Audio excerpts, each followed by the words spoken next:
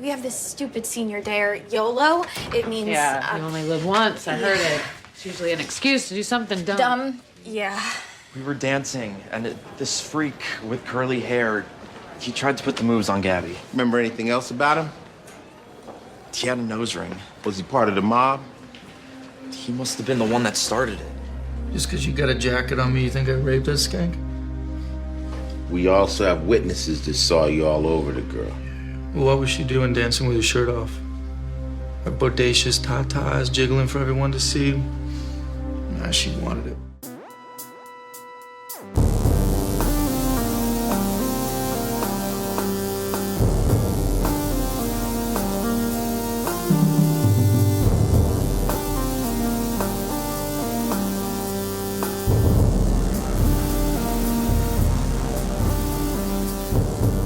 In New York City, sexually based offenses are considered especially heinous.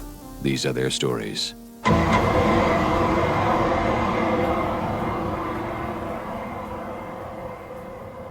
Hey guys, welcome to Munch My Benson. I'm here in Albuquerque, and I'm joined on the line by Josh. How are things, Josh? I see in honor of both the NBA playoffs and the 10-year anniversary of the artist's death, you're wearing the Purple Rain Wolves hat. It's good stuff. I am indeed. Yeah. Yeah, it's been 10 years. That's crazy. It's crazy, right? Yeah. It doesn't feel like it's been that long, but yeah. It feels like it has to me, but only because I very distinctly remember where I was that day. Mm. Where were you? We went over to Matt and Margaret's and listened to Prince that night. So, yeah, bummer. Yeah, total. Let's see, man. I've been very busy. I think we recorded after I went to see my brother in Salt Lake City. I vaguely remember that. Yeah, you'd just gotten back. Yeah, but since then we went to Philadelphia for a week. And in the midst of our Philly trip, we also went to New York for a day, which was a real wild ride. We were there for 6.5 hours, went all over the place. I know listeners will be sad. I only went past 3 of my former grocery stores that I used to talk about constantly. Only 3? Only 3. I didn't make it past some of my faves. You did go to Gristedes, though, right? I walked past a Gristedes. I threw hate daggers at it when I was walking past. I was hoping that you shat into your hand and 3. smeared it on a window. Look, dude, I did not have enough wipes. The baby wipes were a valuable commodity at that point.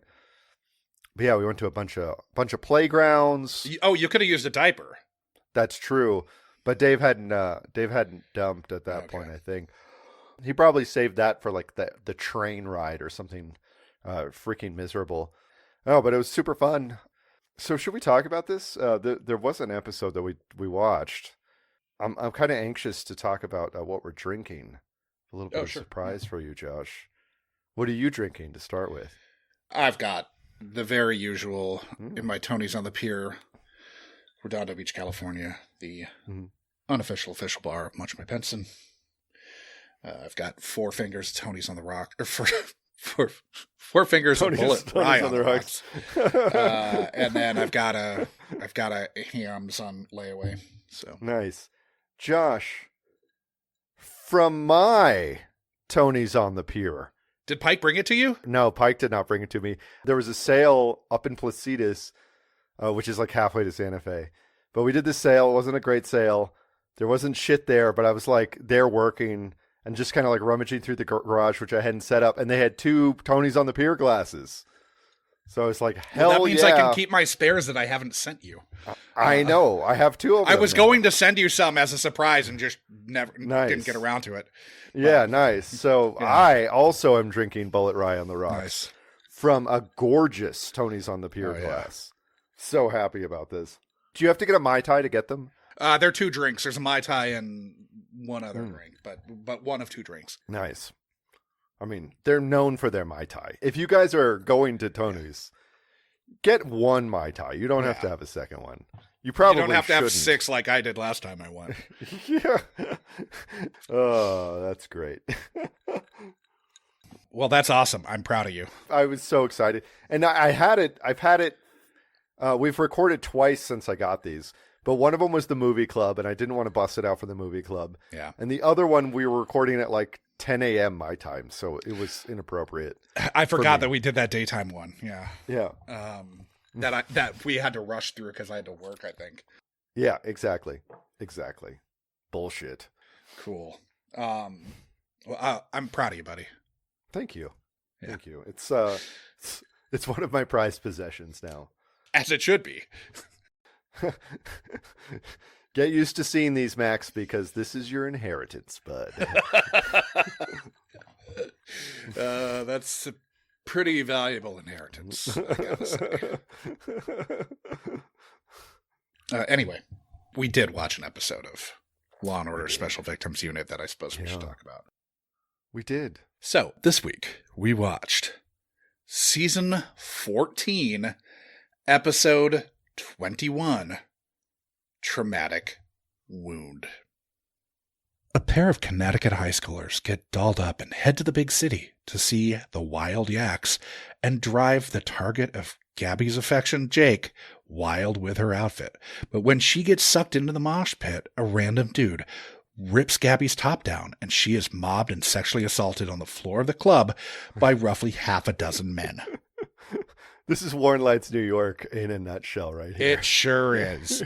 Definitely have notes on that later. Patrolmen found Gabby unconscious and are carting her out of the club on a gurney as the unit arrived to a slew of random dudes being held against a wall for questioning, and band-provided security offering up that he tried to penetrate the scrum of scum to no avail. With evidence that can really only point to proximity for the 6 guys they have in custody from the club, Barbara doesn't think they have much to go on, while public outcry over the attack has reached a fever pitch. Gabby comes to at the hospital, but in the darkness and chaos of the club, the only thing she remembers is the security guy getting on top of her. When the Marlins go to talk to Frank, the security guy, at his day job, he runs and then, once tackled by Amaro, warns that they need to go now. While clearly dealing with some PTSD, Frank says that if she said he'd been on top of her, he must have been, and she picks him out of a lineup, which makes Barbara pleased as punch. And he urges them to put the other suspects in a lineup to see if that jogs her memory at all. She IDs the other dudes from the club in the lineup, and as they're all chained together and being taken to the paddy wagon that's going to ship them off to Rikers, Frank starts to get agitated about going in that small space with these other guys. A uni on the transfer detail gets rough with Frank, leading Frank to strike back at the officer, at which point Nick intervenes and pulls Frank back into the precinct to question him further. Rollins thinks Frank is good for this because he confessed, but Nick thinks he just parroted back what Rollins fed him in an interrogation, and that Frank has PTSD from his 3 tours as an Army Ranger in Iraq and Afghanistan. Frank feels guilty about a woman he lost in the field when deployed into Crete, and the pyrotechnics the band was using at the show took Frank back to the moment of an IED explosion, and he confused Gabby for Jenna, who died in his arms after getting shot by a sniper. Gabby's attack comes back to him in a flash, and he remembers the pale kid in a hip-hop t-shirt who started the whole thing. With a door guy having remembered that the pale kid had a New Canaan ID, Nick and Amanda head there and find a quiet classmate, Lewis, who claims he left before anything happened, after Gabby records a phone call with him. Lewis, in interrogation, refuses to say who he'd concocted this scheme with to get a picture of her with her top down as a prank. Finn tells the kid that he's going to get a lot worse than Gabby did when he's in the clink, so Lewis finally admits that the whole plan was for him to top shark Gabby, with Gabby's ex giving him $5 to do the deed, and Jake and Britt being in on the whole thing, with Britt ensuring Gabby wouldn't be wearing a bra at the show. Gabby tells them that Alex said breaking up with him would be the biggest mistake of her life, and that Jake and Britt started being nice to her again only recently, but that Britt had picked out that tube top before heading to the show. Frank is released, and Nick gives him a card for a counselor at the VA. Alec Peters is the sort of rower who refers to himself in the third person when talking about his dating prospects, so he's obviously responsible for the top sharking, and probably a slew of other heinous acts. But the three rich kids have all circled the horses, and Lewis is a co-conspirator, so they need somebody else to make a connection and show that Jake and Britt knew what was coming at the club if Barba is going to get his wish and charge these rich fucks with conspiracy to commit aggravated sexual assault. So Amaro is tasked to see if Frank can reconstruct any more of the night to prove that Jake and Britt conspired to top shark Gabby at the club. Never thought I'd have to say top shark this many times. Yeah, it's there's a lot of new verbs that I learned in this. There sure are. I thought tubing was something completely innocent, until this. Yeah. Frank pieces together Britt getting Lewis in place and then setting Gabby up for her tube top getting ripped down while her arms were up in the air yelling YOLO. And then we jump to the courtroom where Frank's recollection continues before cross-examination of Frank threatens to tank the case against the three wealthy teen defendants. Unfortunately for Alec, Jake, and Britt, Cross also jars loose another of Frank's memories, this of a guy with a military haircut filming the whole thing. Amaro and Finn track down Lewis's brother, who's in the army, and the video he took has been uploaded to a private server with hundreds of views. Defense thinks they've been sandbagged, but the defense attorney did badger the memory of the videotaping loose, so his client's asses are in the jackpot. They all plead guilty to avoid the wrath of a jury. Rollins apologizes to Nick for having Frank all wrong, and Amaro tells her the only reason he'd figured it out was because when Maria came home from the war, she had PTSD, but he didn't clock it then, and it cost him his marriage. And we get a, maybe he can be happy if he just marries Frank, Dick Wolf.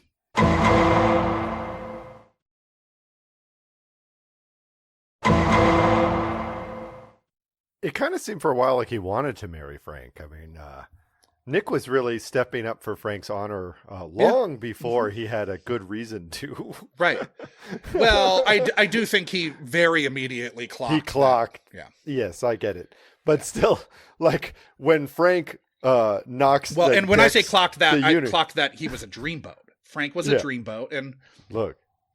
Yeah. Hunk. Mega stud. You bail out these hunks, you got to bail out the hunks. So, speaking of dreamboats. Speaking of dreamboats, we've got some guest stars to talk about. Raul Esparza playing 88 Barba, we talked about in 120, a hostage situation for the viewers, where we're discussing his last episode, season 19, episode 13, The Undiscovered Country. He wasn't main cast in this? He wasn't main cast yet in 14. What a 15 he is. Okay. Then we've already discussed Jeffrey Tambor, who's reprising his role as defense attorney Lester Cohen here. Mm-hmm. We talked about him in episode 82. They blackfaced the Unabomber, discussing season 15, episode 3, American Tragedy. I assume we talked about his controversies back then.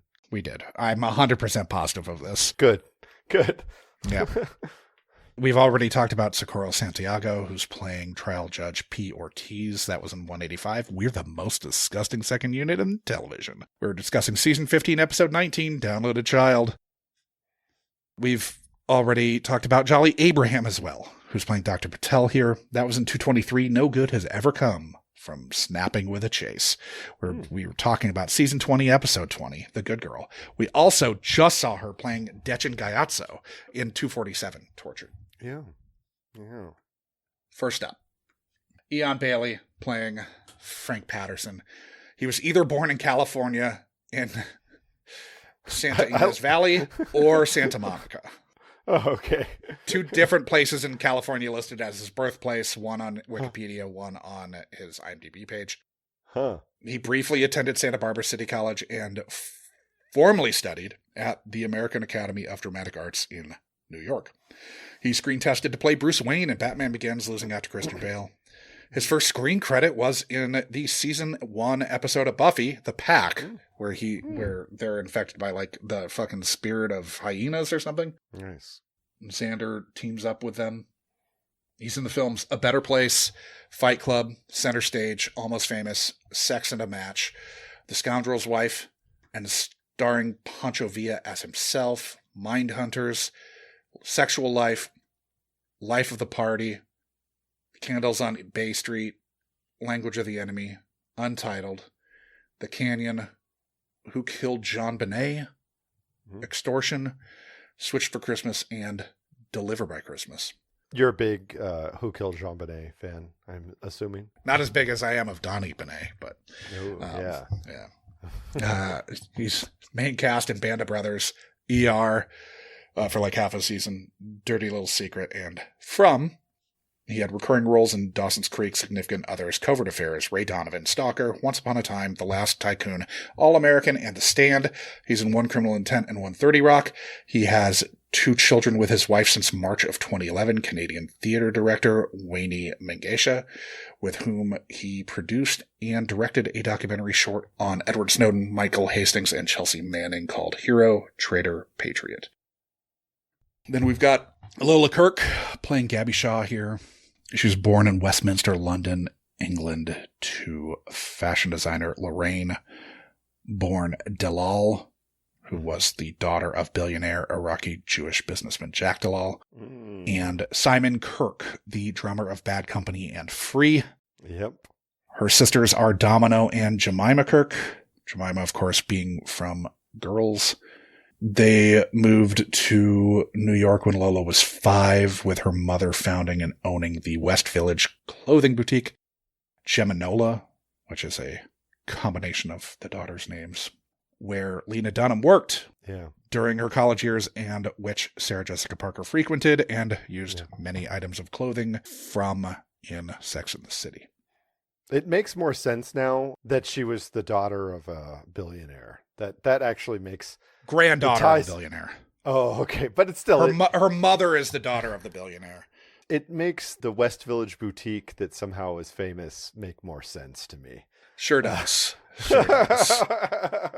Lola graduated from St. Anne's School and then from Bard College. She's in the films Another Happy Day, Reaching for the Moon, Free the Nipple, Song 1, Gone Girl, Mistress America, Fallen, AWOL, Gemini, Active Adults, American Made, Viper Club, Untogether, Dreamland, American Woman, Lost Girls, Broken Diamonds, Atropia, and Sinners. She was main cast in Mozart in the Jungle. She had a recurring role in Winning Time, The Rise of the Lakers Dynasty, and 3 Women. She's released 3 solo LPs and 2 EPs as an Americana country act, and toured opening for First Aid Kit on their 2022 UK tour. She's an activist for women's rights and wore a Fuck Paul Ryan pin to the Golden Globes to protest the defunding of Planned Parenthood. Her first book, Wild West Village, was published in 2025. It's a memoir. Geminola now exists only online. In their online store, they have exactly 43 items for sale, which doesn't seem like very many for but I bet the cheapest store. one of them is, what, $10,000 or some bullshit? The cheapest one is $200. Okay. It's a simple skirt. It goes up into the thousands for a fur coat. You know, it's heavily curated, I think is what you would say. Yeah. Nicole Kidman used to go there. Yeah. This was that kind of place. Mm-hmm. Then we've got Alexandra Socha, who's playing Britt Yardley. She was born in Nashua, New Hampshire, performing with her parents, Joan Story and Thad Socha, in community theater shows and attending Nashua High School. She made her Broadway debut in Spring Awakening the summer after her junior year in high school, eventually replacing Leah Michelle upon her graduating high school. Wow. She appeared in the Broadway revival of Brighton Beach Memoirs shortly thereafter. She's done tons of work both on and off Broadway, including playing Glinda in Wicked for a year. She's in the films Emoticon, with a winky face after it, The Broken Ones, and Cut, Shoot, Kill. She was main cast in Red Oaks, a show that I loved, and which I really dug her in. She had recurring roles in The Big C, Damages, Royal Pains, For Life, Marvelous Mrs. Maisel, and Evil. She has a son with her husband, Itai Benson, with whom she has been since 2011 and had been married to since 2020. Then we've got Patrick Murney playing Ralph Priotti. He was born in New York City. His father's actor Christopher Murney. His sister is actress Julia Murney. He graduated from the Dwight School and then got his BFA in acting from Syracuse. He's in the films King Kelly, Bluebird, God's Pocket, James White, The Comedian, Wonderstruck, The Irishman, Featherweight, and Ride. He was main cast in Public Morals and 7 Seconds. He had a recurring role in Godfather of Harlem, Manifest, Mayor of Easttown, the Blacklist and Daredevil Born Again. He's in one episode of the original series, and he had a recurring role in Organized Crime, in which he appeared 6 times. Which is getting canceled. Yeah, it got canceled. Yeah. Then we've got Cam Dabrowski playing Louis Priotti. He was born in Bialystok, Poland. He was raised in Newark, New Jersey. He attended the original Science High School and Rutgers. He's in the films Killing Lincoln and Texas Heart. Then we've got Jeff O'Donnell playing Jake Swenders. He was born in New Jersey, went to Fordham. He's in the film 10,000 Saints. He's in 2 episodes of Orange is the New Black and an episode apiece of Girls and The Good Wife. Then we've got Parker Pogue playing Alec Peters. He did some regional theater in upstate New York and St. Louis. He's in the films The Preppy Connection and Frat Star. Robin Lord Taylor is playing Dylan Fuller. One of the dirtbags. Yeah, one of the dirtbags. He was born in Shueyville, Iowa, to Mary Susan, born Starmy. And Robert Harmon Taylor, he attended Salon High School and Northwestern, where he was roommates with Billy Eichner. He had a recurring role as Daryl the Late Show Page with a fake British accent on The Late Show with David Letterman. And he co-created and co-starred in Creation Nation, a live talk show. He co-created that with Billy Eichner, which they performed at the 2008 Edinburgh Festival Fringe, the HBO Aspen Comedy Festival, and throughout New York and LA.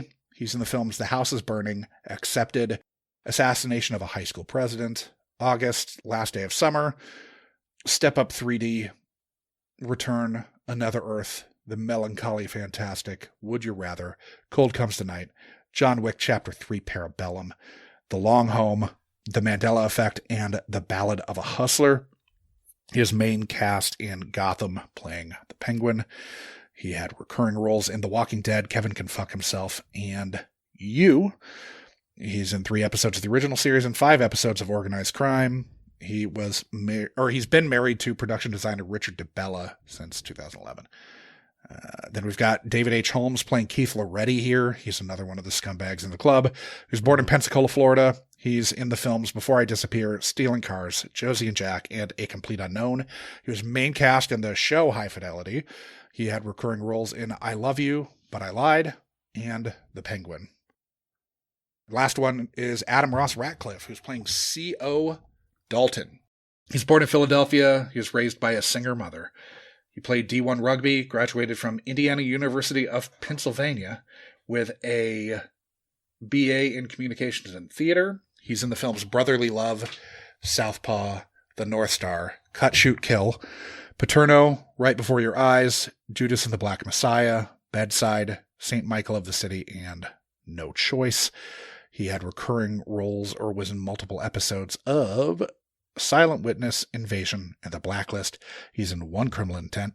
He has a son with his wife, Andrea. I tried to count how many times he's listed as a police officer or soldier, and I totally blacked out trying to do it. Yeah, you realized you can't count that high. Yeah, it's a lot.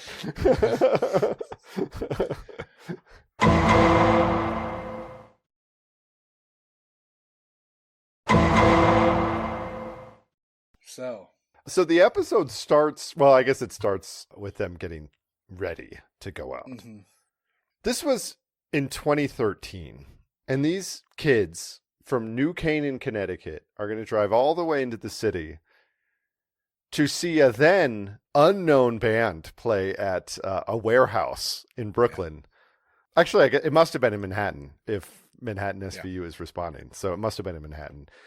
But let me tell you, the band and the fans of the band are very Brooklyn, because Wild Yaks is a real band. They're actually quite good. They are signed to Rough Trade. They have 4 albums on Rough Trade. The song that we hear is called Crazy But Not Afraid from, I guess that's an EP, 10 Ships, Don't Die Yet. Yeah, I think there are 8 tracks on that. But they had one that just came out in 2025. I went to their Bandcamp page, so I don't know what label which is on. Yeah. Oh, they might have others on others. They have 4 that are on Rough Trade, which is, that's pretty good shit. Shocked to discover that their fans did not either work or frequent Spider House back when we worked there. I could swear at least two of those guys were in a band with Mark Tanucci, but I couldn't verify. Guess not. Yeah, they were all in Art Acevedo, I bet. Exactly. I gotta say that I was shocked to discover that the faux hawk dirtbag was the most accomplished actor of the three, because he convinced me the least. Yeah. Nose ring and arm tat. I mean, I've worked with those guys. Yeah, 100%. I saw their band break up on stage. I was there. Yeah, when they were all too drunk and playing different songs at the same time. Exactly. 100%. That was the life we lived. But what happens next is too Warren Leight to even believe, because these fucking, I think nothing is more Canadian than an English immigrant who lives in Connecticut. I mean, I think that's basically what Canada is, in a sense. So this, we'll call her spiritually Canadian girl, goes into the city and is immediately sexually assaulted. It takes half of one song. Yeah. And frankly, when the drums started kicking, I was concerned that the venue was about to Great White. Fireworks on stage, echoes of Great White is my note. Yeah, I thought the place was going to go up in flames and everyone was going to die. Yeah. And they'd find the dead body of a sexual assault victim burned. Mm-hmm. But they'd bring Warner in for this one, and Warner would be able to still diagnose immediately, before ever getting the body on the slab, that this one was sexually assaulted. But that's more of a Neil Baer episode, right? In Warren Leight's New York, what happens is that this suburban girl is tubed. Yeah. Warren Leight refused to have the victims die from... They couldn't die first. They could die later on in the episode. Eligible to be actual SVU victims. Yeah. But still, what he does to them is more preposterous than having SVU investigate an arson, because this girl's top is taken down and immediately... Adam, she's top sharked. She's tubed, Josh. She's aggressively tubed. She's aggressively tubed, and immediately they're foaming at the mouth, these dirtbags. They just pounce on her from all directions.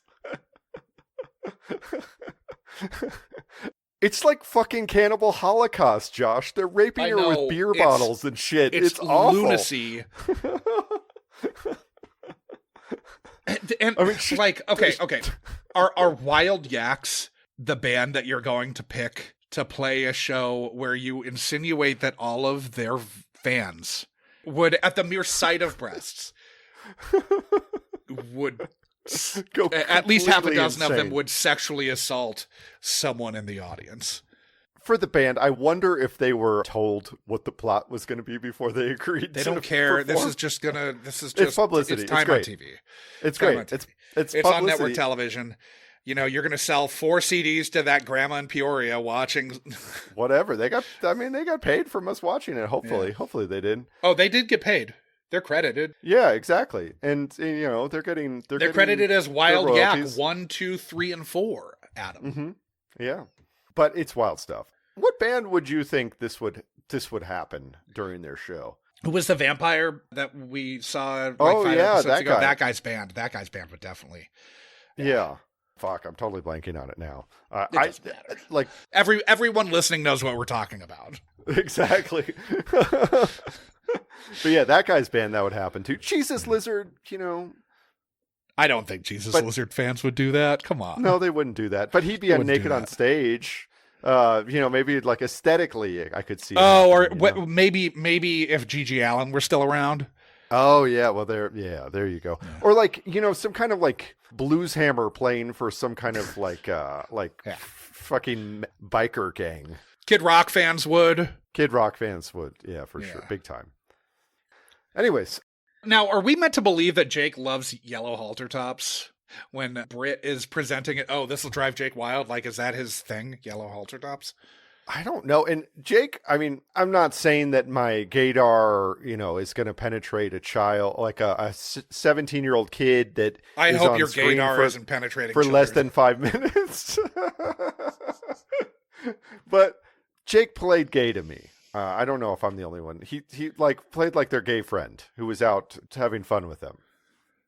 Maybe it was the haircut. Maybe it was the I don't know. Yeah. That was the vibe I got. He was reading queer coded to you in some way. It's been so long since I've seen the episode that I can't speak to it. You barely remember Jake. Yeah. I barely remember anything aside from a few weird decisions with regards to Frank's character and Lola Kirk's very bad accent. She's English, though.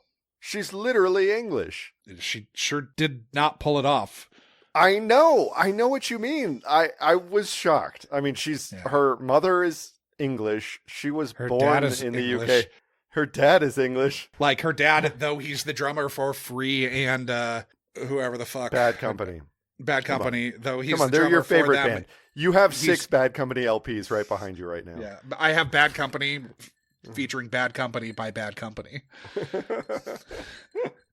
So you know that he's like doubly gentry. No, I didn't realize that. Oh yeah. I went to his Wikipedia page. Yeah, he's doubled up big time. Basically, even kids from New Canaan can't go into the big bad city without something awful happen to them. Yeah.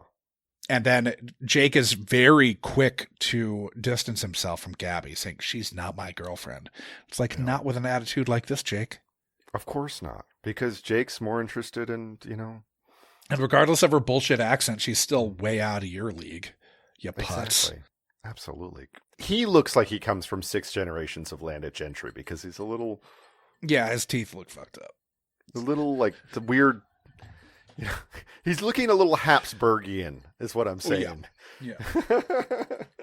He's got sausage fingers. But Gabby is concussed and still unconscious. They attacked her with hands and beer bottles. Gross. Yeah, very gross. Yeah. No semen left, but DNA under her fingernails, hopefully. God. But she wakes up. And before that, though, I think we meet this is where we interview the dirtbags. Well, there's also Posh Dad thinks Jake could have beaten away the mob, which is funny. Yeah. He didn't have any credits. I wanted to talk about him, but he didn't have any credits Posh we're Dad. talking about, so. Yeah. Sorry, Dad. I thought she was going to be safe in New Canaan. Yeah. Not Warren Light's New York. Nope. Now, Keith Ferretti almost gleefully calls the Vic a skank while being interrogated. Mm-hmm. Real good look on him. Is that when he said those bodacious tatas were jiggling for everyone to see? I can't remember who says what, but he definitely calls her a skank. I think one of the other guys says bodacious tatas. It's it probably was the, like that Tony Diaz guy. Alex no, Dunbar, it was Keith. It was Keith Loretti. Because he said she was a skank and then said the bodacious tatas. I was eating up his scene. It really rang true for me. We should probably get to Amaro's Dream Boy, right? Sure, yeah. My next note is about him. Frank runs when Nick and Amanda come to talk to him. When he's tackled and in interrogation, he's way too pliant and seems to be exhibiting signs of PTSD. Thankfully, his loading dock had a very well-placed piece of cardboard. Yeah, a piece of cardboard hiding a crash pad for him to fall on. Yeah. So they have Frank in interrogation, and you can tell immediately by the way that Rollins is bad copying this guy that he's going to turn out to be sympathetic. 100%. Rollins always goes hard at the good guys. Yeah. And when Nick is not going hard at somebody, you're going, what's going on here? Yeah. It's their like radar for who's a perp is like the polar opposite of each other. And he can sniff out the real pervs, the real scumbags. Yeah. But as we know, he has a peculiar sense of smell, and it comes back in this episode because he can smell vets with PTSD. This out immediately. It just does Does this presage? Is this before or after the David Hayden? We've established he has superpowers of detection, like Warner does, but sadly no Warner in this one. Season 13, so this is after that. Nice. So the whole interrogation goes where Rollins doesn't buy it. Nick also doesn't buy it, but doesn't buy that Frank is a perp here. No, Nick has fallen for his rakish good looks. Yeah. You know, his 5-day stubble and his perfectly coiffed hair. And frankly, I think they're smart to cast Eon Bailey here. Mm-hmm. Because he was in Band of Brothers. He was like, that's the thing that most people are going to know him from. Is Band of Brothers. He almost served. He's like Paul Skeens. He went to served, boot Josh. camp. Yeah. He went to more boot camp than Paul Skeens did at the Air Force. Exactly. Exactly. Because Skeens transferred out of there after a year, man. Exactly. Yeah. So Frank is put in the lineup and is ID'd by Gabby. Yeah, Gabby, we already saw she had her own PTSD flashback where we saw Frank's crazed eyes looming over her. She doesn't remember more than that, but she remembers that. There was a weird amount of apparently Alec Zukshevsky. I don't know how to pronounce his last name, but he was an EP on Bosch and directed the pilot and directed a bunch of episodes of Bosch. Oh yeah, there were some weird choices in this one that were not traditional. Not part of the language of SVU. Exactly. The visual language of SVU. Because there are a lot of flashbacks to Frank. Well, there's like straight up like there's POV flashbacks. Footage. But there's like straight up like POV, just like they're using like war footage. Flashbacks to Frank. Yeah, the war footage also. Yeah, but which is very weird. A lot of POV shit from Frank's POV, which we've occasionally seen. We almost never get that, but we have occasionally seen that. But we've never seen like war footage just like interspliced into the episode. No, very weird. Yeah, I honestly didn't when those happened. Yeah. I didn't really know what to make of it. I thought exactly it was because very it's like, strange. That is some like FBI international shit, you know? Yeah. There are other Wolf properties that aren't from this like verite point of view. Where that happens. But that's not the language that's been established in SVU. And it's very strange. In SVU, they might watch something like that. Like somehow there's a reason for Munch and Finn to watch. Right. Footage. Like there was that one or female the Coast Guard one. It was like a season 20 episode, I think. I swear it was a Chernuchin episode where it's a female Army hero who was like the first woman to go through Army Ranger school or something like that. Yeah. And there was footage of her doing like drills for all of this promotional material, but it was still footage from drills, which was strange, but like at least explicable within the context of the episode. Sure. This doesn't have that set up. No, it doesn't at all. And so this is the first of those weird flashbacks, like Frank looming over her with very crazed eyes. So we assume that he was, wantonly assaulting her. Yeah. So they line him up. She recognizes him because his face, his crazed visage is seared. Yeah. It's seared into our memory. It's seared into hers.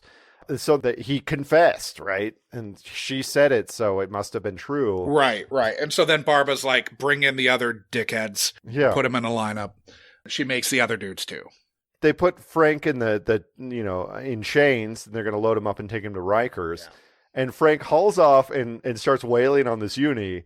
And Nick steps in and doesn't try to assist the uni. He goes, "Are you okay, Frank?" Well, he's a CEO. They're in a different union. Oh, that's true. I had him listed as a uni in my recap, but yeah, he's a CEO. And so fuck them, right? Well, that absolutely makes sense. Yeah. Fuck you guys. Yeah, those Riker CEOs. We learned all about you during fucking COVID, you pieces of shit. Assholes. Close Rikers, though. Come on, guys. Close Rikers. So, yeah, Nick intervenes. We find out here that he was doing interrogations in Fallujah post 9/11. I don't know if this is the first time that's been mentioned. It probably is. Because they don't usually go back and reintegrate dropped bits of character past like that. I guess I never quite clocked Maria as being the problem with the relationship. I always thought it was Nick being the problem with the relationship. Yeah, it's because we haven't drawn any of the Maria episodes where she's come back and she's having a tough time reintegrating. I vaguely remember it happening, so maybe I'm retconning subconsciously.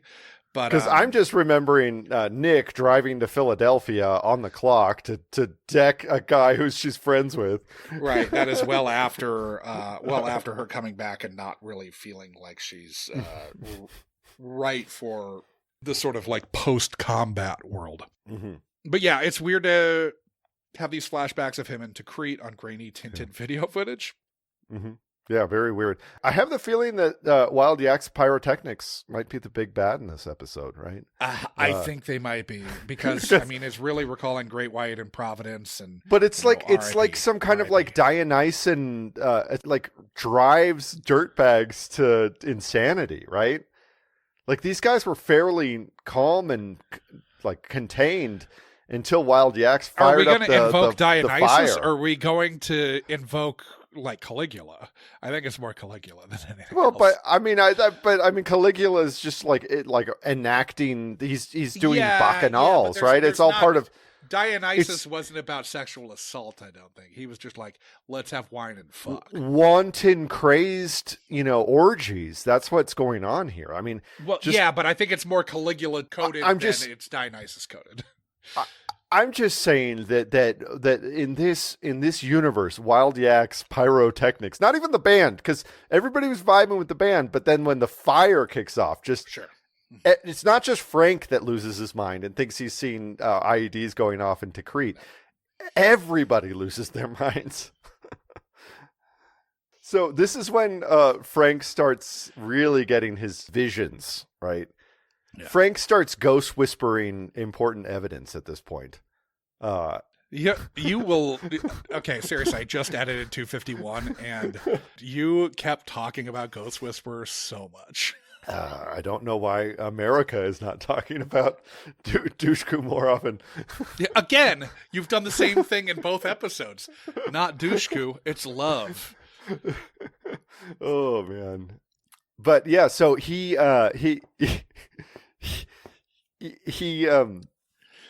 dead zones one of the other kids from New Canaan into his mind. Yeah. So the fireworks for the band were like an ED blast. Lewis is a total wiener. We find out that he too. I wonder if the pizza place is good though. I did definitely wonder that. So Lewis is a total wiener. He tubed her as a prank. Finn tells Lewis, Hey, what happened to Gabby in that club is nothing compared to what's going to happen to you in prison.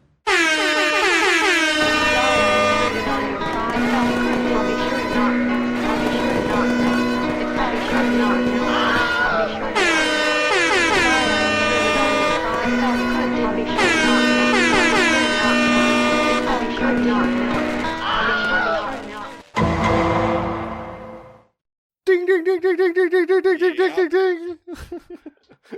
There goes the prison rape taunt alarm. Was that Finn's only line in the episode? It feels like it, but it was worth it. Yeah, so he was going to Top Sharker. I believe this is the first time that they actually call it Top Sharking. Top Sharking? Yeah. For $500 from Gabby's ex. Now, Top Sharking is described as portrayed here on Urban Dictionary. And it's apparently a form of Japanese sharking. Interesting. What is Japanese down an sharking? hours-long voyage on the internet. It's the opposite of short cocking, as far as I can tell. Well, there's top sharking and bottom sharking. Okay. But so what's Japanese sharking? Well, Japanese sharking is, I think, the whole thing. The public humiliation. But this is why they have like ladies only train cars in Japan, right? Because of Japanese sharking, I'm assuming. From what I can tell, it's all staged bullshit. Okay. You don't think there's a plague of tubing going on? No. The amount of work I had to put into these searches was preposterous. This is not a thing that's actually popular.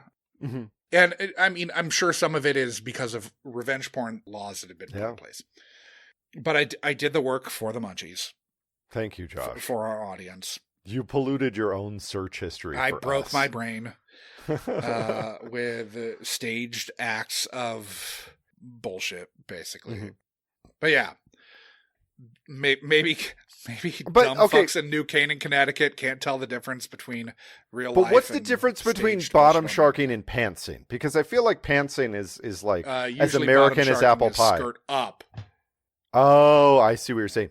Pantsing is more embarrass your bros, right? Right. Your bros are wearing what were those fucking athletic shorts that were very popular for a long time? That Bike were shorts? Are we back to Tanucci territory? We're not talking bike shorts. We're talking, they were like, And we're talking bike brand when I say bike shorts, not shorts. we're talking that like with a this, lot of like the icing. soccer style shorts. Oh, Umbros? Umbros. Like your bros are wearing Umbros, and Hence the name. you're at a party and you just go whoop like that and Jimmy's dong's out. Ha ha ha ha ha. There's the exposure of genitalia that eventually happens in bottom sharking. Okay. Or that's meant to, at least. It's rapier, it sounds like. Yeah, it's much, much, much rapier. Yeah. Interesting. This wouldn't happen at a pool party in the Valley. A show. Mm-hmm. That was a big story point in season 1 of The Valley, which is a Vanderpump Rules spinoff. So eventually, Finn basically scares Lewis into giving us Alec Peters. Yeah, Who is giving up the fact that Jake and Britt were in on it. Yeah. He also says most of the girls are stuck up at school, but Gabby's the nice one. Yeah. And then we find out. Because she's Canadian. She's Canadian, Josh. Well, not really, but yes. Spiritually. Spiritually Canadian, yes. Which wasn't that a label at some point? Secretly Canadian. I'm on the playing list, and I have a cart. That is at the Secretly store that I'm just waiting. I'm waiting for a sale to kick in. You haven't smashed that buy button yet. I haven't. But everyone should smash the buy button on our Patreon. Oh, nice plug. So Alec Peters, real piece of shit, this guy. Now I got to keep that in. But yes, Alec Peters, real piece of shit. He told her that breaking up with him was going to be the biggest mistake of her life. But is the first clue that he's preparing to go rowing? Well, that's a second clue, because the first clue is her telling us, the audience, that he told her that, oh, you break up with me, that's true. You're going to regret it. That's going to be the biggest mistake of your life, girlie. Yeah, but then we see this guy, and holy hell, this guy sucks ass. Yeah, what a tool bag. He's a tool shed. I'm sure that there are good rowers out there. I'm sure that there are. There must be. Never met one. Never They met need one. to disavow the bad rowers. This is like, remember what we were doing with Trey and Cameron Winklevoss. But remember, like, what Muslims had to do in the early 2000s? How, like, the moderates had to disavow the extremists. No, that was bullshit. This is warranted. This is real. This is real. This is real. This is unlike the Muslims. Look, and Josh and I are not speaking from a place of ignorance on this matter. We're not just going, oh, the Winklevoss tins, those guys are dickheads. We are intimately familiar with the community. Yeah, and let me tell you, we've both been intimate with rowers. Alec Peters belongs. Yeah, he's one of them. Anyways, he really gives me the Paul Murdoch vibes. I don't know if you guys are fans of a famously fucked up South Carolina. Fans? I think it's 2026. We're allowed to be fans of families that have had multiple multi-part documentaries made about them. So many. There are like 18 of them about the Murdochs. Yeah. But I'm shocked that Alec Peters hasn't driven his friends into the pier of a bridge on his boat 100%. Going too fast. Shocked. Because that's what this guy would fucking do. So these kids go to Cotillion, and that to me is a sign that, like, I'm calling in the napalm strike, right? I'm like, this town needs to be erased. Like, we have the means to do it. So the rich fucks present a unified front.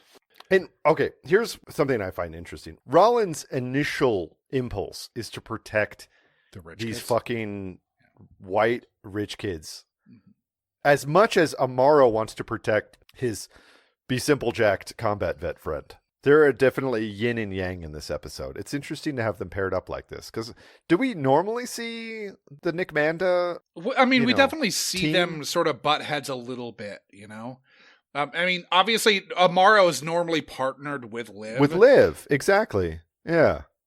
I think it's interesting. She has a very small role in this episode. Yeah, and she didn't direct, so there's not that excuse. Yeah.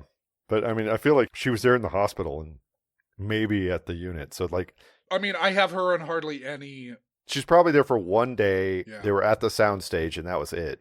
Yeah. I mean, I think at least Munch and Finn went on a location. But maybe I'm misremembering that. But I felt like they were outside of the building. Yeah. But... So we go back to the club with Frank. And he remembers that Britt steered Lewis toward Gabby and then yelled YOLO to get her to raise her arms with a drink. What was the show where the guy used to... he was a medium. He would like see in... What's that? No. It was like he had a real life audience. No. He was a real life audience. Crossing and he would over talk with to John Edward? Crossing over with John Edward, not John Singular. Edwards. Yeah, not John Edwards. There was only one John Edward here, not John Edwards. Not the disgraced former vice presidential candidate. Yeah, he crosses over in this sequence. Sure does. When they're back in the club. Yeah. And Cross goes badly, but while badgering the witness, Tambor jostles another memory loose. Sure. Frank remembers that someone was taping the event. Sure does. Now here, Tambor moves to strike Frank's testimony, but Barbara successfully lobbies for recess until tomorrow.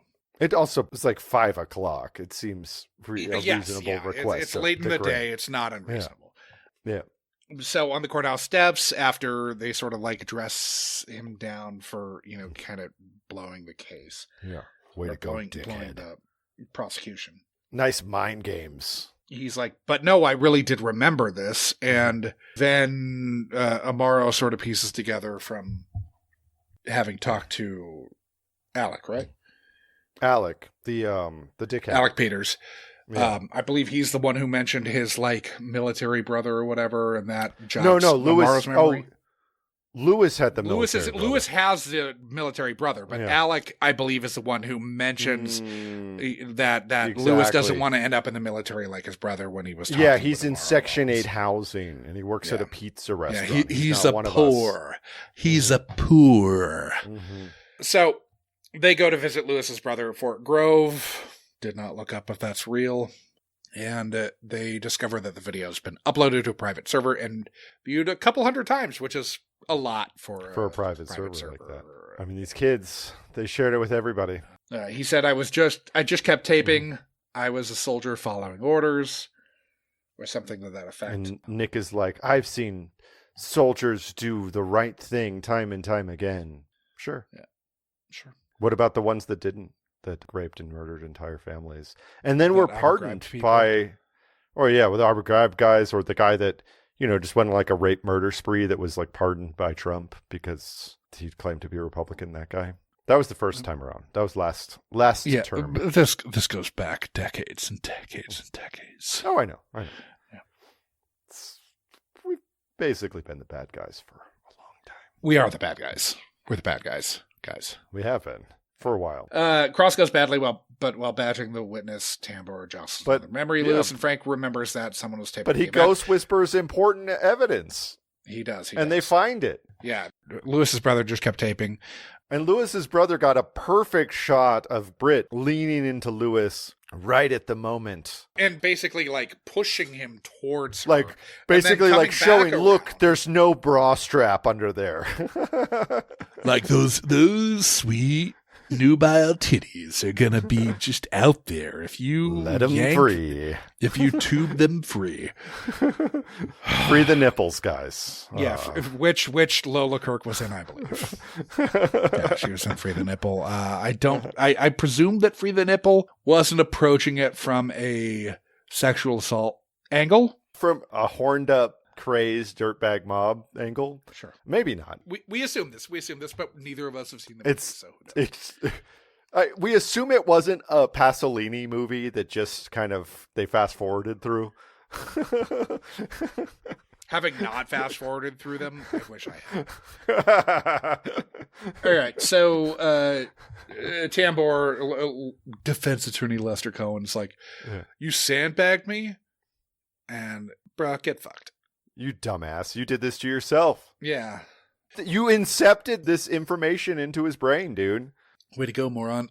So then guilty pleas, and Nick didn't clock Maria's PTSD. Oh, one thing we forgot to mention is that one of the girls, I think it's Gabby, is reading Dangerous Liaisons. I know that it was cited in. Yeah, she's reading it in it's the first scene. Okay. And I, you know, it's about corruption and depravity in the French nobility, which is, I guess, sort of what this episode is about. It's about cruel intentions. Yeah, that's true. It's one of the the foundational French language novels. You know, from 1780s. Anyways, yeah, we did this episode, did we not?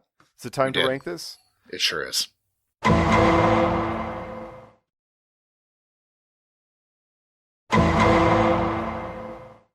So, guys, obviously, each and every week we rank these episodes. We rank on our own custom scale in which we rank the quality of the guests they're in, the quality of the episode, how problematic it was, and the depth and breadth of lives ruined, so that we can come up with a composite score by which we can measure this one against all the other ones that we've watched over the years.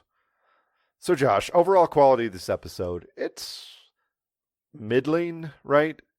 It's kind of unremarkable. It's weird in certain ways that don't quite make sense given the language of the show. But it's also like not aggressively bad, I think, the way that some of them can be. Maybe it is. I think it's like a 4. That's exactly what I was going to say. It's not great. I think it's pretty forgettable, but it wasn't terrible. It's definitely forgettable. I watched it within the last 5 or 6 days. Yeah. And when I opened up my notes, it felt like a foreign language. I believe it. Thankfully, I watched it today, so it is somewhat fresh in my mind. I was a little worried we were going to have to record late last week and not this week, and so I watched it a while ago. I watched it nice. 7 or 8 days ago because obviously I kind of work now. Yeah. Now, as to the guests, so I thought that Ian Bailey was given a weird role to play, which I don't think is one that. He's not as ill-suited for his role as Lola Kirk is for hers. Agreed. But it's got to be kind of an uncomfortable position to be put in. Yes, definitely. Because he's definitely asked to go at least quarter Simple Jack. Yeah, at times. I was going to go there with you before quarter Simple Jack. Lola Kirk is maybe asked to do 3/4 Simple Jack. She sure is. Now, I will say that as much as I don't love those, I do think that the shitty rich kids really play like shitty rich kids. And more than anything... Parker Pogue is the worst person I've ever seen on. It's amazing, right? It's quality stuff. And those... Some of it's the writing. He's referring to himself in the third person as Alec. Alec Peters doesn't date that girl. Bitch, you ain't Ricky Henderson. You aren't the greatest of all time. And those pyrotechnics crazed dirtbags absolutely ring true to me. They are the shining lights of this episode. They just don't make sense within the fan base of what we presume the Wild Yaks fans are. Let's be honest, guys. The Wild Yaks fans probably live in a sublet at this point in Bushwick. They probably have 3 or 4 roommates. They're in Suffolk They're all working 2 or 4 jobs. They're in Suffolk County at this point. They're not in. They can't afford to live in Bushwick anymore. No. They've been phased out. Josh, I'm telling you, they have 2 to 8 roommates. They somehow they stay there. In 2013, they're hanging on by a thread. In 2013, yes, I'm saying in 2026. Oh, in 2026, they've been forced out to Suffolk. No, they now they live in Ridge. Or what's it called? Ridge. It's called Ridgeview or Ridgeway. It's in Queens, but it's right at the Brooklyn border. That's been the hot neighborhood for the last 10 years or something. Wild Yaks fans are not in the hot neighborhood. Oh yeah, they are. They live in the cool young neighborhood where you wear a ratty. Fans, tell us where you live. Where you wear a ratty tank top no matter what the weather is outside. I didn't see, when was this? It was May. Okay. 2013. It could have been warm. Could have been like April. It could have April May warm of spell. 2013. So it probably shot. What? This is the second to last episode. Yeah. So it could have been shot in April. I mean, I was just there and it was hot as fucking balls a week ago on the Eastern Seaboard. It was like 90 fucking degrees in Philly. It was awful. There were 24 episodes in season 14, so this is probably end of March is when it shot. What are we calling this? So I think we have a problem in that our leads are disappointing, even though our bit roles are revelatory, inspiring. Sorry. Leads are special guest stars versus our guests. Yeah. I think Ian Bailey's fine. I think he's fine. I think the role's kind of shitty. I think Lola Kirk is not fine. She definitely plays as if she's in the business because she has rich, famous parents. I suspect it changes after this. This is one of her very early credits. I think Alexandra Socha is good she's great in Red Oaks, but that's, a few years down the line. And I do think she's good in this, but doesn't have anything to do. I think all the rich kids and all the dirtbags really shine. Right. It's odd because I think both you and I would say that Robin Lord Taylor, who I've seen in Gotham plenty, and Lola Kirk, who I've seen in Mozart in the Jungle plenty. Yeah. I think they're probably the two worst performers in this, oddly. Yeah, it's weird. They're probably the two biggest of the guest stars now in 2026. I know. It's very weird because, like, Robin Lord Taylor, I was really shocked because the other two guys I thought were both... They were both like David chewing H. up Holmes, the scenery. who's in... He's not related to H.H. Holmes, probably. Okay. He might be. Well, I guess Alex Dunbar was the other one, I guess. But they were both great. David H. Holmes he was the one who you really liked. He's actually very good in High Fidelity. Oh, great. I thought he was great. The ex-boyfriend of the main character. But I liked Armtat too, who I believe was Alex Dunbar. I thought he okay. He did that well. But I also thought the brothers, so that would be Cam Dabrowski and Patrick Murney, I thought they were... Patrick Murney is the one who's much, much, much more recognizable. Exactly. He's the one that the one that I was like, oh yeah, I know that guy. Yeah, I know. Yeah. He's that character actor that I've seen in 30 Things. Yeah. Exactly. So it's kind of a weird episode in that way, where like the lead roles are A, not great, and B, I don't know. Not great or written in a way that sets the actor up for failure. Yeah, yeah. And maybe it's possibly both in the case of Lola Kirk's role. But whatever she's asked to do, she does not pull off at all. And you would think that she would be able to, given her background, given the fact that she was born in England but came over to the U.S. when she was a kid.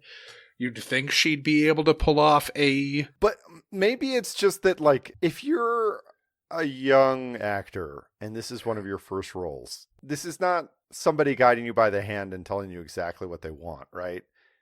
They are putting especially from what we've been told about what it's like to be on SVU by actors, and we haven't had a bunch of them, but when you're a guest actor, they're not doing very many takes. No, they're doing 2 takes, and if you're a guest actor who this is one of your first credits, it might be a little rocky, and that's. Yeah. I understand that. Ian Bailey, I don't think it's that because obviously he has way more credits and he's sort of the stunt casty guy here. Yeah. It is both kind of you and I, when this episode came out, would have remembered him very well from Band of Brothers. Even though all the guys in that show look the same. But yes, I would have. Yeah. But he was one of the standouts from Band of Brothers. Yeah. Without question. Yeah. I absolutely remembered him as soon as I started watching him. Yeah. And that it's kind of a fun stunt cast to have that guy that you recognize come back as this. It's not hard to impart the post-traumatic stress onto him because you've seen him go through the European theater in World War II. You saw him go through the Ardennes. You saw him go through I guess the problem I have is that I just don't. I mean, I'm not looking at who wrote this or who was in the writing room in this time. I think they have the problem writing this character. That's the problem. Yes, that character. It's not on him. It's on the conception. Yes, I think maybe and the same is probably the case for Gabby. It still comes down on the guest category to rate it. Sure. Such.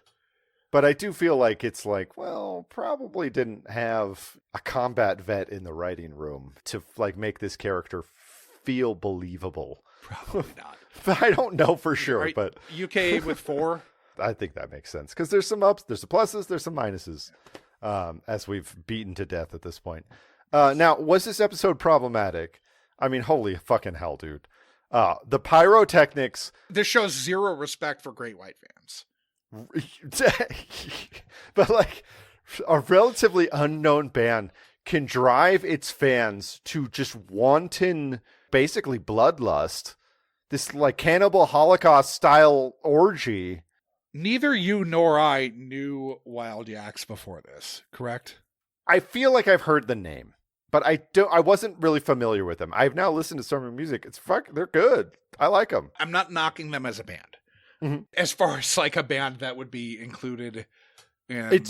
It's by far the best music that I never heard before that I was exposed to in an SVU episode. Like, and when I saw that there's a band on stage, I'm like, all right, how bad is this going to be? This is going to be awful. Bad. And I was like, this is kind of good. we're kind of damning them with faint praise. Like, yeah, Wild Yaks, great. You should buy their new EP. It sounds pretty good. But Crazy But Not Afraid, it's a pretty rockin' anthem. I don't think I'm going to be driven to raping random Connecticutians. Fair to say that I will not be either. With like, I'm not doing any foreign object penetration rapes because of their music. So what are we saying? Problematic. What else do we have? It's shits on Connecticut a lot. The war in Leight. Any person who's not from the city coming into the city is going to get sexually like assaulted. Raped within an hour. Yeah. But also like Connecticut is a land of contrast, right? It's a land of people who are really into top sharking, with which I feel pretty confident neither you nor I had ever fucking heard of. Tubing and top sharking were both verbs that I'd never used in those contexts before. I felt left out when they kept talking about top sharking. And I felt like a crazy person for not having known what it was. Munch had like an encyclopedic knowledge of the top sharking community, which attracts. But like Connecticut is this land where you're either an Alec Peters or you're a Lewis, right? And that actually is kind of true. You're either a top sharker or someone who pays for someone else to top shark. Well, it's absolutely true. That's Connecticut. That's Connecticut. I get it. Yeah, I mean, there is a very thin slice of the middle in Connecticut, and in that middle you can find some fantastic pizza. You know, since we've been talking about that on the episode. This operates within a world where indie rock band fans apparently turn into ravenous sexual assaulters the instant that bodacious tatas are presented to them. Yeah. Bands that have played like not the third stage, but the fourth stage of emos. Remember when emos had during South by Southwest would have like 4 stages? They'd have one in the parking lot across the street. They played that stage. They're the parking lot band at this point. Yeah, they're not the main stage. They're not the inside stage. They're not the weird like only set up during South by side like stage. Set up across from they're the parking lot band. And they didn't even have a parking lot at emos. That's the thing that's crazy. Did we come down on a score? Not even close. 6? 4? Is this a 6? You're giving it a 4. 5. 4 is a 5. I mean, look, it's Josh. They throw this poor girl to the ground and rape her with beer bottles. It's a shocking sequence. And these guys are dirt bags. We also get a lot of flashbacks to it. Yes, I think it's a 6. I'm fine with 6. Okay. Uh-huh. Now, I mean, okay, so this girl is downright fucking brutalized. Yes. Terrible stuff. We see it happen. We see it happen multiple times. Yeah, we sure do. We see it happen from several different angles. We often complain about how the crime and the victim and the sort of fallout isn't landed. Well, it's not landed here, but for a different reason, right? Right, because we just live in Connecticut topsharking land. But no, not for that, but because I just don't think that like it's either the way her character is written or the performance. Yeah, or like the like. But we see the assault happen enough, dude. Enough. I know. Yeah, it absolutely does. It's brutal. It's visceral, and they describe it in a way that is like, ay. It's pretty shocking. They make us all look up words like tubing and topsharking. Tubing we can make sense of, but topsharking. I'm assuming you also had to look up topsharking. I didn't. I assumed. I knew that you would look it up, so I trusted you with how that did you job. know that? How did you know that? But like, so I'm assuming that Lewis's pizza place it's in Connecticut. It's a pizza place. I'm assuming it's, top shelf. Like, oh, you think that is New Haven style? I'm hoping. Yeah, I'm hoping you can get you think they got a white pie with clam? I hope so. It's in New Canaan. You don't think you think the rich people are? Yeah, I think those rich people have no taste. Bullshit pizza. It's New York style bullshit. Yeah. They don't have any style. They don't no class. No sense of honor. No sense of tradition. These New Canaan fucks. They eat rowing pizza. Rowing pizza. These fucks. These sons of bitches. Do they cut it squarewise like St. Louis pie, No, they cut it pentagonal. Because they're dicks. So skull and crossbones. They cut it skull and Yale crossbones. style. It's Yale style. These Yaley fucks. All right, so let's think of the rest of the fallout. There's not that much. Well, the Wild Yaks are losing some dedicated fans. The next party's going to be They're losing kind of 6 down. dedicated fans. I mean, but those guys really popped off. They really. Any news is good news for an indie band like Wild Yaks. That's true. They sold a couple EPs from that. Yeah, like CD. The merch table was going off after that. You don't think so? What about T-shirts? You think they got some T-shirt sales from that? Maybe some stickers. They started pushing I got sexually assaulted at a Wild Yaks show merch line. Actually, it was like a pre-ripped tank top. Yeah. That said that. Yeah. You could that actually it's been pre-worn, so it smells like a locker room. It smells like David H. Holmes. It smells like the dish pit at Spider House. It smells like Alex Dunbar. Oh God. Yeah, and then the crew team, man. God, they're losing one of their best. Though. That's just calling out people for being scumbags. But the New Canaan crew team is losing one of their top scullers. But think about his partner. Because of He was in a two-man skull. They were probably gonna make regionals. The other one probably raped somebody too. I mean, I think it's probably a requirement. Yeah. We just lost all of our rowing audience. We know the culture. All right, so Depth and Breadth of Lives Ruined. I don't. Like a 4. Yeah, they land it in a way, but then they kind of lose it in a way also. Yeah. I'm talking about the Lola, Kirk, the Gabby fallout. Anyways, we are left with a 4.5, which is generous. I think where this lands. I think it's probably a little generous. I think the Amaro smells PTSD storyline is preposterous and insulting. Yet true to the character. Again, to me, this is purely saved by those two dirtbags. They're really the shining lights that they're gonna stick with me for a while. But I think at this point, we've beaten this one to death. So it's time to find out the next episode we will beat to death. It sure is. So right now, episode.lol, which was built for this podcast by friend of the pod, Flet, who co-created Cinequote.net with our old buddy, Sean McGrath, my kind of rerun co-host. Yeah. Episode.lol is saying they're 500 199 episodes of SVU that this could spit out. That's depressing. I'm really upset that you told me that. Yeah, because we are recording 253 right now. And it feels like we've been doing this for our entire lives. We have been. I've known you since you were an infant. And anyway, anyone want to edit this podcast for us? Much by Benson will always be recording this. If someone else wants to edit this, we could probably do. We could at least go back to being weekly. Maybe. If I help. only had to take notes. If the editorial is the motherfucker of all of it. It is a beast, a bear. Yeah. But not one that serves you delicious Italian beef.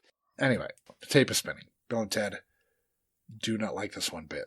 Oh, I hate that part.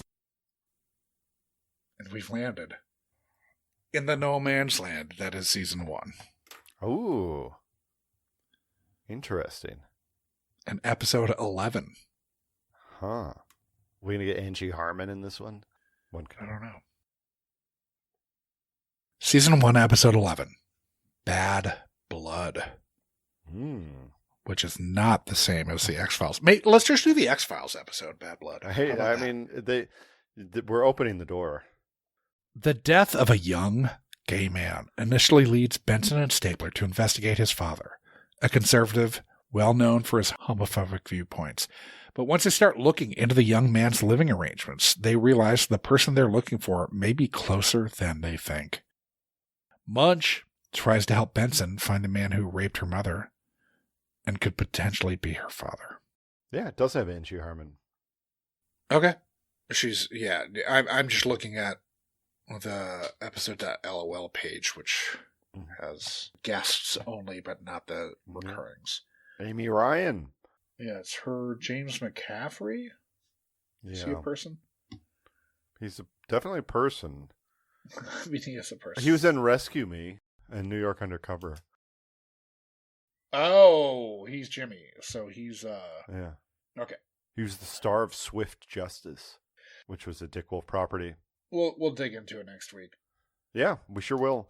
Sounds like we're gonna get some backstory on this one. It's a big Benson-sode. We'll also talk about Bobby Jones and how he lost the 1925 U.S. Open. Yeah. I think we all did. Because the somehow... Menendez brothers are in this too. Oh. In some way. Interesting. They got robbed. Free the bros. Yeah, free the bros. Guys, everybody should join our Patreon if they want to hear the hour or so of bonus content that Josh will have excised from this episode. You want to hear about Spider House Cafe in Austin, Texas, circa 2008? You're going to need to sign up for that. More like 2006. That Munchies tier. or about bars that we could not remember the names of. Yeah. That have since closed. Josh, you can't give away all the good stuff. I know. Sorry. Ignore that. Be like Jeremy, friend of the show, the first Munchy. The floor of beauty bar. Yeah.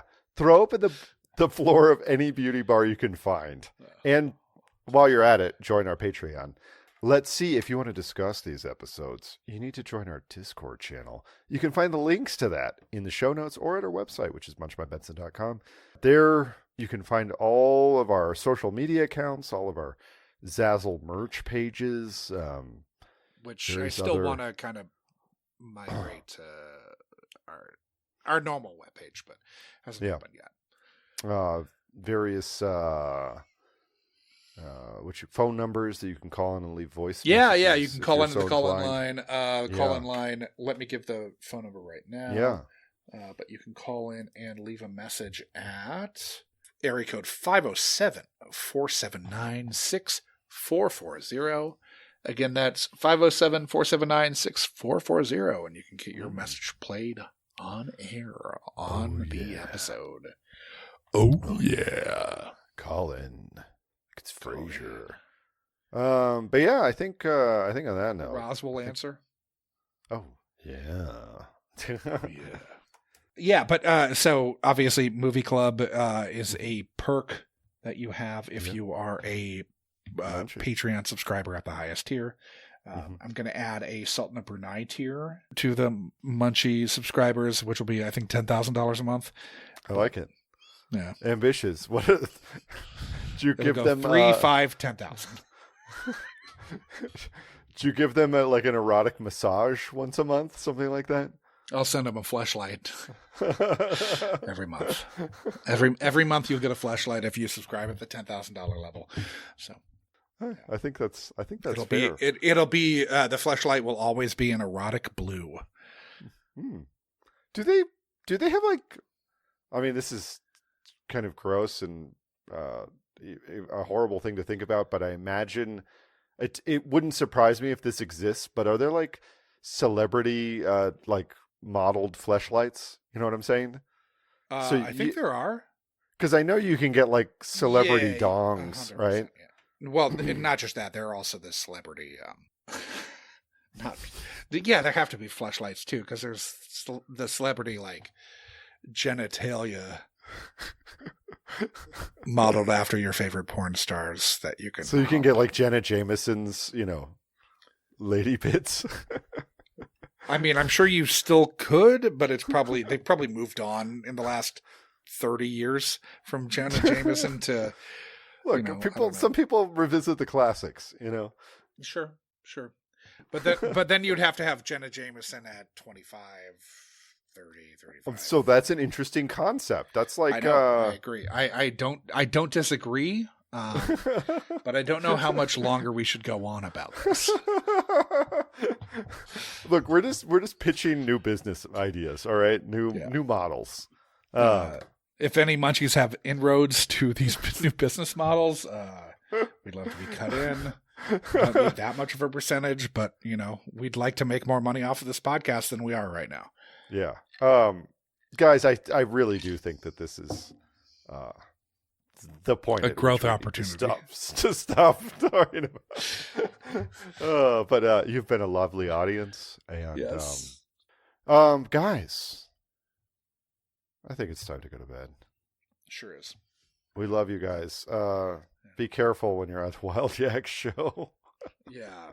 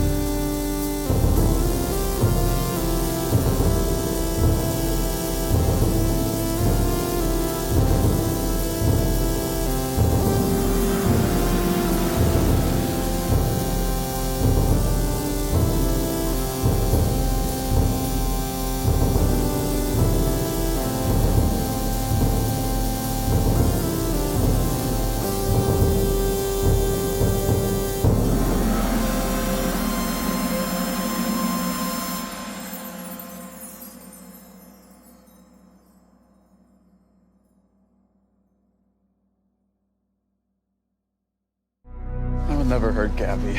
Lewis is lying about all of this. So we're not going to find any text between you and Lewis? No, check my phone. You do know that even if you deleted messages, we can still retrieve them. Okay. Lewis delivers pizza and more, if you catch my drift. Go on. I bought some prime Indo for $500. You might find that. He told us that's what you paid him to top shark Gabby. Wow, that's crazy. But she did dump you, right? We hooked up, but dump is so old school. You get bored, you move on. Sometimes it's the ones that get away you want to get back at. Not me. Alec Peters has his pick.